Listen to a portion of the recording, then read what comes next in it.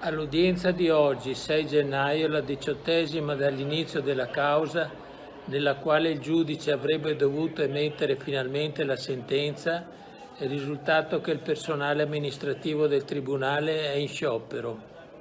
Contestualmente oggi è prevista l'ennesima dimostrazione popolare contro la giunta militare, per cui non è dato sapere quando sarà fissata la data della prossima udienza.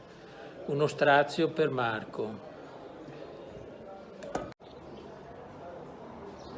Prima della mancata udienza odierna, grazie all'intermediazione di un mio vecchio amico sudanese, c'è stata una riunione tra le parti, senza la presenza dei legali, ma con la significativa presenza dell'ambasciatore dottor Vassallo.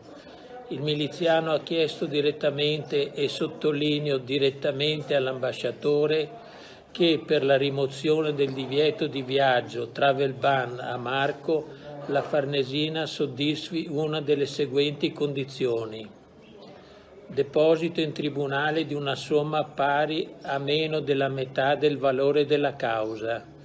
In alternativa, una lettera di garanzia firmata dall'ambasciatore e autenticata dal Ministero degli Affari Esteri sudanese. L'ambasciatore si è riservato una risposta dopo consultazione con Roma, per una riunione fissata domenica prossima. Ringrazio l'ambasciatore per la sua disponibilità e mi auguro che finalmente, dopo questo incontro, a Roma si comprenda che non si tratta di una semplice diatriba commerciale.